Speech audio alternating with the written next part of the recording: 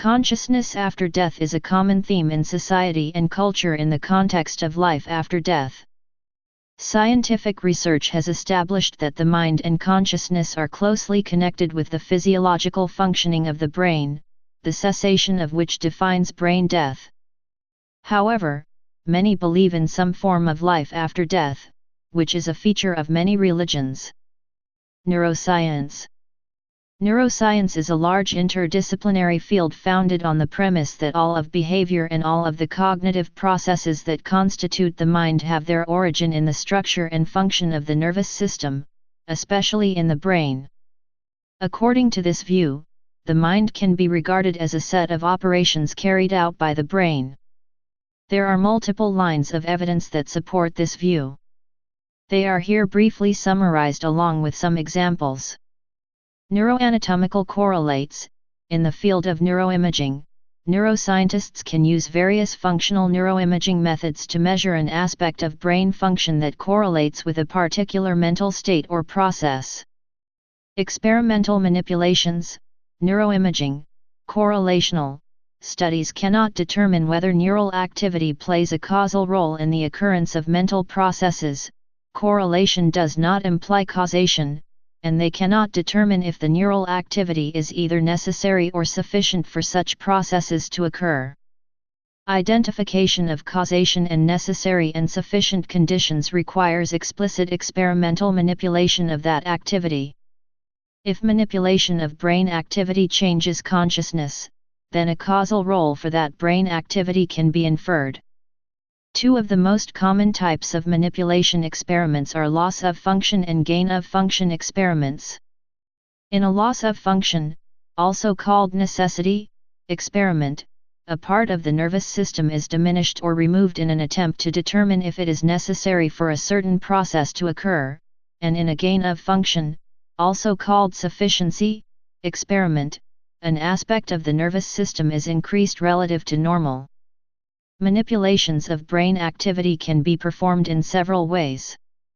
Pharmacological manipulation using various drugs which alter neural activity by interfering with neurotransmission, resulting in alterations in perception, mood, consciousness, cognition, and behavior. Psychoactive drugs are divided into different groups according to their pharmacological effects: euphoriants which tend to induce feelings of euphoria, stimulants that induce temporary improvements in either mental or physical functions, depressants that depress or reduce arousal or stimulation, and hallucinogens which can cause hallucinations, perception anomalies, and other substantial subjective changes in thoughts, emotion, and consciousness. Electrical and magnetical stimulations using various electrical methods and techniques like transcranial magnetic stimulation.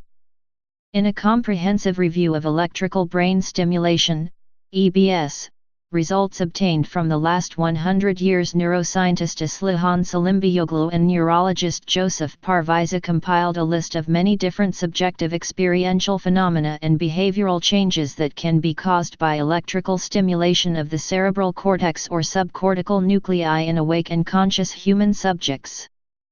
Optogenetic manipulation, where light is used to control neurons which have been genetically sensitized to light. Symptoms of brain damage, examining case studies, like the case of Phineas Gage, and lesion studies are the only sources of knowledge regarding what happens to the mind when the brain is damaged. Various symptoms have been documented. Mental development/brain development correlation. The brain grows and develops in an intricately orchestrated sequence of stages, and this development is correlated with the development of various mental capabilities. Impairments in the growth and development of the brain also result in various neurodevelopmental disorders. Death. Death is the cessation of all biological functions that sustain a living organism. Death was once defined as the cessation of heartbeat, cardiac arrest, and of breathing, but the development of CPR and prompt defibrillation have rendered that definition inadequate because breathing and heartbeat can sometimes be restarted. Events that were causally linked to death in the past no longer kill in all circumstances. Without a functioning heart or lungs, life can sometimes be sustained with a combination of life support devices, organ transplants, and artificial pacemakers. It may also be suggested that it is not possible for oneself or one's consciousness to know, understand, define, or conclude that oneself is already dead, especially when volition and perception, as well as speech and action, are generally accepted as integral and a prerequisite of knowledge and thought. Hence, death in an absolute sense is usually declared by a second party other than the deceased. Today, where a definition of the moment of death is required, doctors and coroners usually turn to brain death or biological death to define a person as being dead, brain death being defined as the complete and irreversible loss of brain function, including involuntary activity necessary to sustain life. According to the current neuroscientific view, consciousness fails to survive brain death and, along with all other mental functions, is irrecoverably lost. Near-death experience, NDE. A near-death experience, NDE, is a personal experience associated with impending death, encompassing multiple possible sensations. Research from neuroscience considers the NDE to be a hallucinatory state caused by various neurological factors such as cerebral anoxia, hypercarbia, abnormal activity in the temporal lobes, and brain damage. Please subscribe and thanks for watching.